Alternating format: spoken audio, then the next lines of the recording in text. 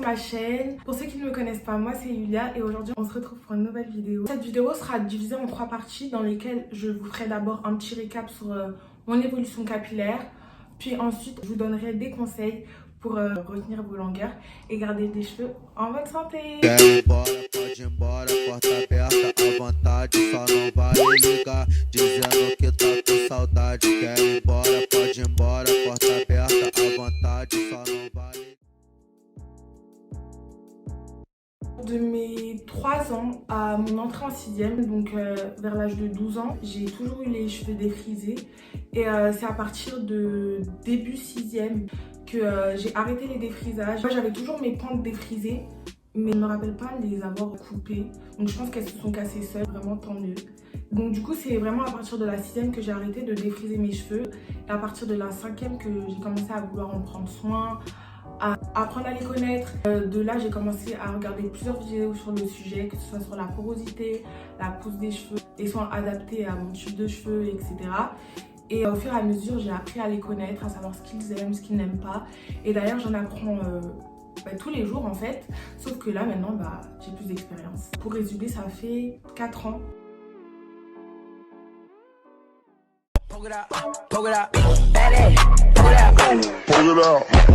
Oh, she passed away? Oh. All right. Playboy, playboy, playboy, playboy, playboy, playboy, playboy, playboy, playboy. Alors avant de penser à la pousse des cheveux, il faut d'abord penser à avoir un cheveu en bonne santé. Car un cheveu en bonne santé signifie un cheveu qui pousse bien. Et à l'inverse, un cheveu en mauvaise santé a tendance à se casser et donc à ne pas bien pousser. Raison pour laquelle vous avez l'impression que vos cheveux ne poussent pas, que vous stagnez, sauf que c'est faux parce que tous les cheveux poussent. J'ai bien dit tous les cheveux poussent, sauf que vous ne retenez pas vos longueurs et que vos pointes se cassent. Donc c'est pour cela que vous pensez que vos cheveux ne poussent pas. Les seules raisons pour lesquelles vos cheveux ne peuvent ne pas pousser, c'est si vous avez des maladies ou alors des carences, et ça peut avoir un impact sur la pousse de vos cheveux. Sinon, vos cheveux poussent. Certes, le cheveu crépus pousse beaucoup moins vite que le cheveu de type caucasien et de type asiatique, parce que c'est la nature du cheveu crépus et frisé, c'est normal. Mais en tout cas, vous avez l'impression que vos cheveux ne poussent pas parce que vos cheveux se cassent et que vous ne retenez pas la longueur de vos cheveux. Donc là, dans les conseils que je vais vous donner des conseils pour garder vos longueurs et surtout garder des cheveux en bonne santé. Parce que à quoi bon avoir les cheveux longs et ne pas les avoir en bonne santé? C'est pour cela que vous devez impérativement protéger vos pointes. Donc voici quelques conseils pour éviter la casse et garder les cheveux en bonne santé. Donc le premier conseil que je peux vous donner, c'est de dormir avec un bonnet. Alors ça, c'est super important, dormir avec un bonnet en satin. Ça va éviter la casse, ça va éviter à vos cheveux de se frotter à tout et n'importe quoi, aux matières qui fait que vos cheveux vont s'accrocher. Je vous montre le bonnet que j'utilise. Bon, il n'a pas de forme parce qu'il n'est pas sur ma tête, mais je vous mettrai quelques images là. Parce que c'est mon meilleur ami en fait. C'est clairement mon meilleur ami. Un homme qui partage ma vie. Alors vraiment, utilisez des bonnets pour dormir, pour vous allonger sur votre fauteuil, genre partout. Je le mets tout le temps, c'est mon meilleur ami. Je le casse sur ma tête. Il n'y a pas une journée sans que je sois sans lui. Parce que voilà quoi, je l'aime, il m'aime. Donc vraiment je vous conseille de dormir avec un bonnet comme ça, d'en avoir un, c'est super important parce que c'est le fait que vous appuyez vos cheveux, vous frottez vos cheveux à vos vêtements, à vos draps, aux murs, aux chaises, aux fauteuils, que là ils se cassent et que ils kiffent pas trop en fait les beaux, ils kiffent pas trop. Le deuxième conseil que je peux vous donner, c'est d'utiliser une serviette en microfibre pour sécher vos cheveux après le lavage. Donc ça aussi, ça évite la casse, ça ne coûte pas du tout cher. Vous voyez, c'est les espèces de serviettes de piscine là, qui sèchent pas très bien. Pour les cheveux, c'est top. Parce que les serviettes habituelles, vos cheveux, ils vont s'accrocher à la matière, ça va les tirer. C'est des petits gestes que vous pensez anodins, mais qui font toute la diff. Donc si possible, utilisez une serviette en microfibre. Le troisième conseil que je peux vous donner, c'est de faire attention à la composition de vos produits. Faites extrêmement attention à la composition de vos produits. Ça, c'est super important. Pourquoi? Parce qu'il faut savoir que tous les ingrédients présents dans vos produits, ils pénètrent dans votre peau. Donc déjà de 1, c'est nocif pour vous-même, pour votre sang, pour votre corps, etc. Et indirectement sur vos cheveux, sur votre peau, directement en fait. Donc moi, je suis quelqu'un qui fait extrêmement attention à ce que je mets sur mes cheveux et sur ma peau. Donc je ne mets pas n'importe quel produit sur mes cheveux, donc pas n'importe quelle marque. Parce qu'il y a des produits et des marques qui ont tendance à utiliser de mauvais ingrédients, donc qui ont une mauvaise composition dans leurs produits. Donc c'est pour cela que j'utilise l'application INC Beauty. Alors, qu'est-ce qu'est INC Beauty? C'est une superbe application qui vous permet de vérifier la composition de vos produits. Alors, comment ça marche en fait? Comme vous pouvez le voir, j'ai en ma possession un produit de la marque Shea Moisture que je vais directement aller rechercher dans la barre de recherche ou que je vais directement venir scanner. Je me retrouve alors sur la page du produit. Celui-ci est toujours noté sur 20. Il m'est alors donné la liste de tous les ingrédients composant le produit. Chaque composant possède une couleur qui va du vert au rouge. Vert pour bien, jaune pour satisfaisant, orange pour pas terrible et enfin rouge pour controversé et à risque. Moi, j'évite tous les produits avec des ingrédients rouges. Donc pour en savoir plus sur les bienfaits ou les méfaits de chaque ingrédient, vous pouvez appuyer sur celui-ci et un petit descriptif de celui-ci vous sera donné. Donc cette application marche que pour les produits cosmétiques, donc que ce soit make-up, produits pour la peau, pour le corps, parfum, pour les cheveux, etc. Donc moi par exemple, j'évite tous les produits qui sont composés de phénoxyéthanol. Le phénoxyéthanol, c'est un composant présent dans plusieurs produits qui est un perturbateur endocrinien. Ça perturbe les hormones et à long terme, plus vous en utilisez, etc. Donc c'est présent dans les produits, ça aura un impact sur vos hormones, même sur votre stérilité, des trucs comme ça. Genre vraiment, donc il y a des produits, ils ont vraiment des impacts de ouf. Mais il y a toujours des produits qui l'utilisent. Donc moi, tout produit présentant du phénoxyéthanol, je l'évite. Donc c'est pour ça que j'utilise la marque Shea Moisture. Parce que, à ce que je sache, dans aucun des produits de la marque, il y a du phénoxyéthanol. La composition, elle est toujours au top. Et j'évite les marques comme Cantu. Il y en a beaucoup qui aiment cette marque, mais moi, déjà, elle m'inspire pas confiance. Mais en plus, les composants des produits de cette marque ne sont pas top. Et il y a du phénoxyéthanol aussi.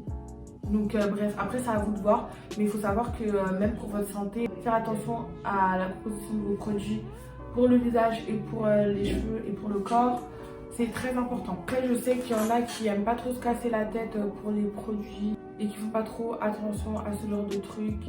Et que aussi la marque Shea Moisture, bon il y a d'autres marques, mais moi c'est ma préférée, j'ai jamais eu de problème avec. Et celle qui niveau composition me convient le mieux. Mais bon il y en a qui je sais que c'est assez cher et qui préfèrent se diriger vers des marques comme Cantu, Olive ORS et tout, qui n'ont pas forcément des bonnes compositions. Bon le retour au naturel aussi c'est un prix entre guillemets, mais pas de quoi se ruiner parce que dès que vous connaissez votre cheveu, ce dont il a besoin, etc., ça ne vous coûtera pas une fortune. Moi je vous conseille de faire très attention à ça parce que ça a un impact sur votre santé et sur l'aspect de vos cheveux, sur la santé de vos cheveux, parce que ces produits-là pénètrent dans votre corps en fait. Donc moi le seul produit que je mets dans mes cheveux qui n'a pas une très bonne composition et qui est même très mauvais, c'est le gel et la cire. Moi je vous conseillerais d'éviter à tout prix. J'ai commencé à le gel et la cire à partir de septembre 2019. Ça m'a pas énormément réussi, ça m'a pas cassé les cheveux à proprement d'y parler, mais ils sont devenus plus fragiles, cassants, etc. puisque je devais laver mes cheveux très régulièrement. Donc mes cheveux ils commençaient à avoir un aspect bizarre, à être fragiles, secs, cassants, mais à cause du gel, de la cire et du fait que j'ai besoin de laver mes cheveux tout le temps parce que j'en mettais assez souvent. Pour les gens qui ont des cheveux plus fins, si vous voulez, il y a le gel de lin, mais ça c'est à vous de fabriquer et tout. C'est un peu galère, mais c'est une bonne alternative pour celles qui font par exemple des wash and go et qui veulent plaquer leurs cheveux sans allumer leurs cheveux. Ou alors il y a le gel de cette marque que je vais essayer de tester et je vous en redirai des nouvelles parce que je sais pas et je ne pense pas que ça va marcher pour moi. Mais croisons les doigts parce que mes cheveux ils sont très épais. Autre conseil que je peux vous donner, et là le plus important, ayez une routine capillaire stable et définie avec des produits adaptés à votre type de cheveux et à votre porosité. Car avoir une bonne routine capillaire est un facteur très important pour une bonne pousse de vos cheveux. Soyez régulier et régulière dans vos soins, car la régularité en ce qui concerne les cheveux crépus, c'est très important.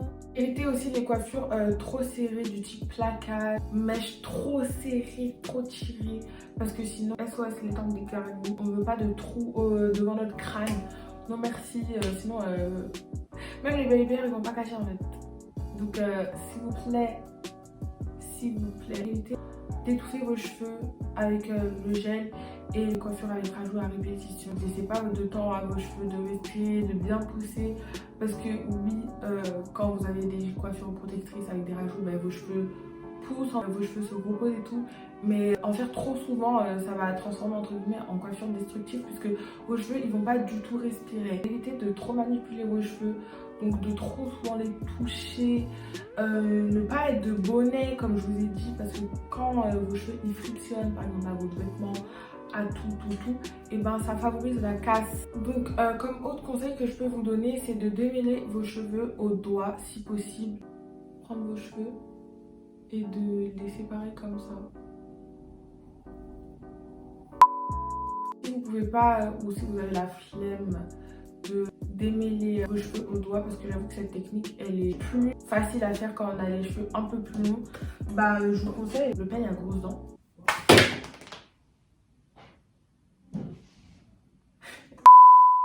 Ou alors la Tangle Teaser Brush qui est plutôt pas mal, mais vraiment vous devez utiliser un peigne d'abord pour bien démêler, et ensuite une brosse par exemple pour coiffer vos cheveux, bien démêler aussi, parce que vraiment j'avoue que la Tangle Teaser Brush elle démêle super bien. Coupez vos pointes régulièrement, au moins 2 fois l'année, ça va permettre de réactiver entre guillemets la pousse de vos cheveux. Donc d'éviter les fourches, les cheveux cassants et tout, parce que une fois que vous avez des fourches, les fourches elles remontent, donc elles abîment toute votre longueur. Donc évitez de garder vos fourches et donc coupez au moins vos cheveux tous les 6 mois, donc 2 fois par an, pour réactiver la pousse et que vos cheveux puissent bien reprendre une bonne pousse, etc. Comme autre conseil que je pourrais vous donner, c'est d'éviter tout ce qui est chaleur apportée par les lisseurs, les sèche-cheveux, parce que ça aussi, ça, à répétition, ça favorise la casse, ça fragilise vos cheveux. Donc tout le temps brushing, lissage, ça abîme énormément les cheveux. Mais je sais qu'il y a d'autres alternatives comme le lisseur à vapeur. Et je sais pas s'il y a des sèche-cheveux à vapeur, mais apparemment ça a tendance à moins abîmer les cheveux. Donc si vous pouvez en procurer, c'est très bien, mais ça a un prix quoi. Attendez pas si vite. Je vais vous donner aussi quelques petits tips pour booster la pousse. Donc il y a une méthode qui ces dernières années est revenue très régulièrement. L'eau de riz. Alors moi pour ma part, j'ai déjà testé l'eau de riz. Je l'ai fait pendant une période de 3 semaines.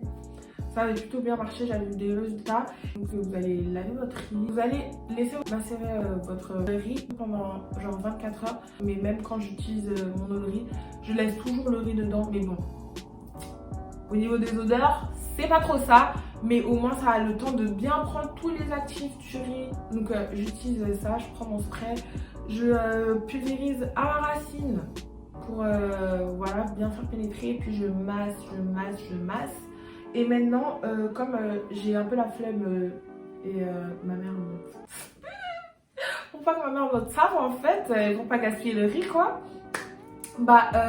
j'ai acheté à Amazon des protéines de riz. Donc c'est les actifs qu'il y a dans le riz qui se dégagent de l'eau de riz. Donc ces actifs là ils sont directement concentrés là dans le flacon.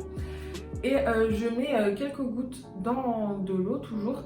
Et pareil qu'avec l'eau de riz, je vais pulvériser, enfin je fais la même chose, du coup je pulvérise, je masse mon crâne, etc. Du coup c'est de l'eau de riz quand même, mais c'est juste que j'ai directement les protéines dans mon eau, au lieu de devoir faire reposer le truc 24 heures. Ça je trouve que c'est une bonne alternative, ça sent moins, ça dégage quand même une forte odeur. Comme autre conseil que je pourrais vous donner aussi, c'est l'huile de ricin. Je sais qu'il y en a beaucoup qui utilisent l'huile de ricin, donc l'huile de ricin pure. parce que souvent les huiles que vous achetez à l'exotique et tout, c'est pas trop ça. Enfin, donc c'est pour ça que moi j'achète mes huiles à Aromazone parce que j'ai la garantie que c'est de la vraie, de la bonne huile. Enfin, je sais d'où ça vient et tout. Ou alors en grande surface pour les huiles d'olive et tout, puisque ils vont pas mettre autre chose que l'huile d'olive. En plus ça c'est l'huile d'olive bio. Donc sinon pour l'huile de ricin, moi j'utilise la Black Castor Oil, donc l'huile de ricin noir. Je vous mettrai l'image juste ici. Vous pouvez la trouver à Château-Rouge, Château d'Eau, enfin dans vos exotiques quoi. Et elle est composée à 100% d'huile de ricin. Et donc du coup avec un récipient applicateur, je viens verser l'huile dans mes racines et ensuite je masse. Pour finir, pour celles et ceux qui ont vraiment envie d'aller plus loin, je vous conseille les compléments alimentaires. Moi j'ai jamais utilisé, mais ma mère elle en a utilisé. C'est de la marque La Chilée. Ma mère elle les a utilisés pendant une période de, je pense, 2 à 3 mois, parce qu'il faut savoir que les compléments, pour vraiment voir les résultats, il faut au moins les avoir utilisés pendant au moins 3 mois. Et pour elle ça a plutôt bien marché hein. Donc pour celles et ceux qui veulent tenter, vous avez la marque La Chilée qui est très très bien. Vous pouvez les trouver un peu partout dans les magasins afro. Et ce qui est bien, c'est que c'est sous forme de gummies, donc de bonbons. Et j'en ai déjà goûté et c'est trop bon. Donc du coup vous aurez envie de les prendre en fait, puisque ça sent super bon et ça a le goût du bonbon. Donc vous verrez plus ça comme une être en mode oh putain, je dois encore prendre compléments alimentaires. Donc peut-être que moi je les testerai et je vous ferai une vidéo en expérience, mais voilà quoi, ça a un prix quand même, ça coûte 30 €. Donc cette vidéo touche à sa fin. J'espère avoir répondu aux questions que vous vous posiez sur la poudre et j'espère vous avoir aidé. Si vous avez des questions, n'hésitez surtout pas à me les poser, que ce soit en commentaire ou alors sur mes réseaux juste là. Donc je vous fais de gros bisous et à la prochaine pour une nouvelle vidéo. Mouah.